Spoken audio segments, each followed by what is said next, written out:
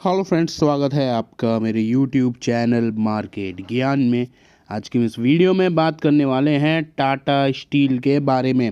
Tata steel के लिए बहुत ही बेहतरीन खबर निकल कर आई है और तेज़ी का यहाँ पर स्टार्टिंग तो हो ही गई है। तो क्या ये तेज़ी जब मार्केट और स्टेबल होगा तो और बड़ी तेज़ी में कन्वर्ट हो सकती है या नहीं, इस न्यूज़ की वजह से वो हम इस वीडियो में देखेंगे।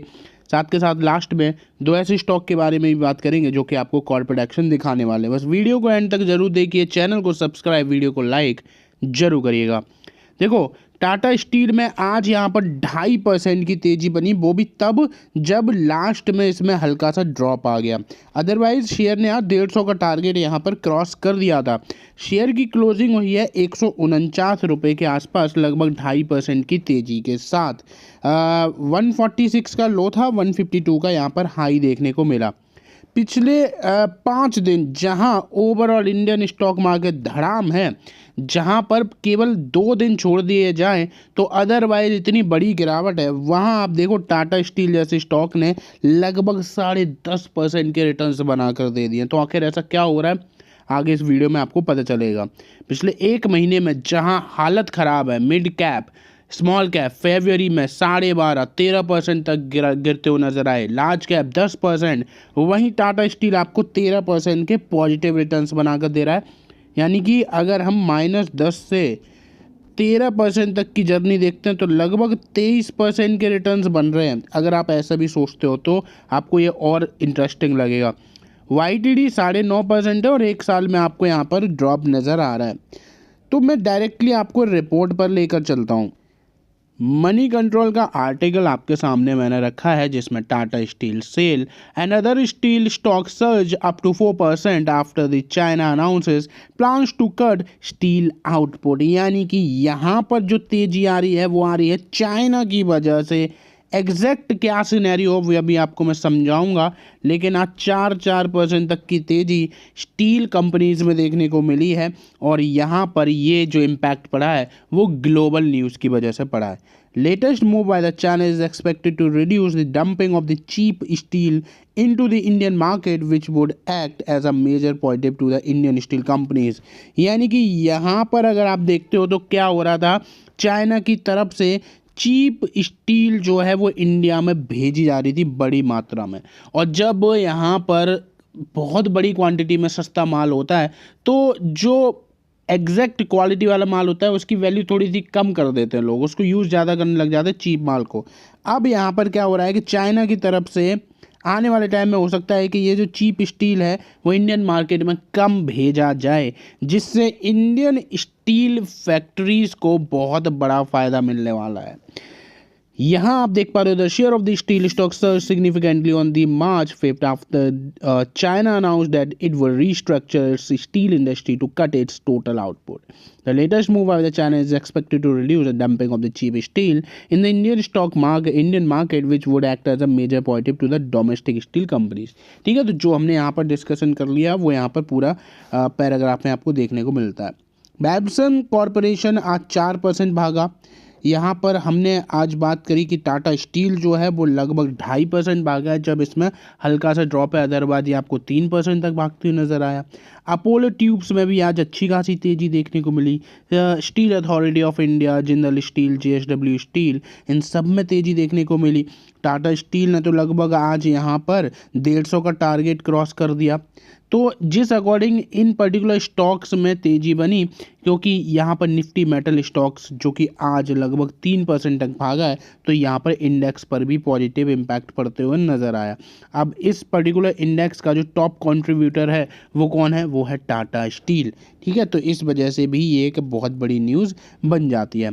इंडियन स्टील कंपनीज जो कि यहाँ पर एंटी डंपिंग पॉलिसी का आस्क कर रहे थे गवर्नमेंट से काफ़ी टाइम से, सो डैट वो अपने पर्टिकुलर मैन्युफैक्चरिंग को और ज़्यादा बूस्टअप कर पाएँ, क्योंकि जब डिमांड नहीं होगी तो सप्लाई देने का कोई मतलब बनता नहीं है। जब डिमांड किसी और चीज़ की है, हम अपनी सप्लाई प्रोवाइड कराते जाएंगे तो इससे हमारी ओवरऑल फाइनेंशियल हेल्थ पर इम्पैक्ट पड़ेगा। अर्लियर फरवरी में टीवी नरेंद्र जो कि CEO हैं टाटा स्टील के इन्होंने बोला था कि सेंटर इस पर्टिकुलर कंसर्न को देख रहा है और आने वाले टाइम में हो सकता है कुछ डेवलपमेंट्स आपको देखने को मिल जाए, और वो आज इस न्यूज़ के थ्रू लग भी रहा है कि हाँ ऐसा आने वाले टाइम में कुछ हो भी सकता है। इंडियन स्टील एसोसिएशन यानी कि ISA ने ऑलरेडी एप्लीकेशन फाइल कर दी है directorate general of trade remedies यानी कि GGTR के साथ इस पर्टिकुलर इशू को लेकर। नोटेबली जो यहाँ पर इस पर्टिकुलर स्टॉक्स में तेज़ी बनी है वो यहाँ पर एकदम से जनरल मार्केट अपटर्न भी देखने को मिला है पिछले 2 दिन से, उसका भी थोड़ा फ़ायदा मिला है, और साथ के साथ ये जो पर्टिकुलर न्यूज़ आई है उसका भी यहाँ पर आपको फ़ायदा देखने को मिल रहा है।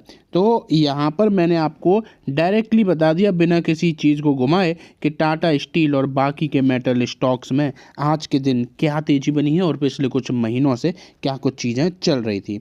अब बात कर लेते हैं 2 ऐसे स्टॉक के बारे में जो कि आपको कॉर्पोरेट एक्शन दिखाने वाले हैं। तो यहाँ पर BEL, ठीक है, तो यहाँ पर BEL की तरफ से डिविडेंड का डिक्लेरेशन हो गया है, और जो डिक्लेरेशन हुआ है उसमें 11 मार्च को as a record date fix किया गया है। तो ये एंटरिम डिविडेंड है जो कि कंपनी की तरफ से दिया जा रहा है, और ये जो डिविडेंड है वो दिया जाएगा लगभग ₹1.5 पर शेयर का। तो अगर आपको इस पर्टिकुलर कंपनी से ₹1.5 का डिविडेंड लेना है तो आपको 11 मार्च तक शेयर होल्डर बने रहना पड़ेगा भारत इलेक्ट्रॉनिक्स लिमिटेड का। एक स्टॉक स्प्लिट की भी खबर आ रही है जिसमें अगर आप यहाँ पर देखते हो तो कंपनी का नाम निकल के आता है कॉफर्ज ने यहाँ पर 1:5 का रेशियो डिसाइड कर लिया है और स्प्लिट का अनाउंसमेंट कर दिया। Coforge has announced the acquisition of 100% stake in Rythmos transactions and also announced split and Coforge to divide 1 share into 5। और अभी इस पर्टिकुलर कॉर्पोरेट एक्शन की कोई भी यहाँ पर जो कॉर्पोरेट एक्शन आपको देखने को मिल रहा है स्प्लिट के फॉर्म में, इसकी जो एक्स डेट है या फिर आपको यहाँ पर जो डेट देखने को मिलती है रिकॉर्ड डेट, वो भी देखने को अभी नहीं मिल रही है। जब आएगी तो मैं दूसरी वीडियोस के थ्रू आपको यहाँ पर बता दूंगा। बाकी यहाँ पर एक चीज़ और होगी जो कि कल के दिन हो सकता है, जिसमें US का जो क्रिप्टो रिजर्व है उस पर कुछ बड़े अनाउंसमेंट आ सकते हैं।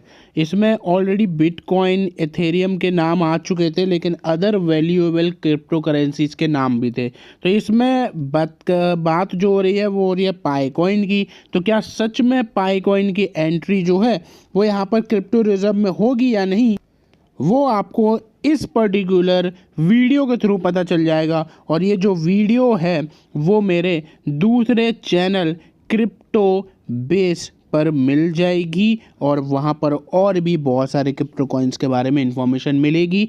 डिस्क्रिप्शन में लिंक है, जाकर सब्सक्राइब कर लो चैनल को, बहुत ज़्यादा वैल्यूएबल कंटेंट आने वाला है। धन्यवाद।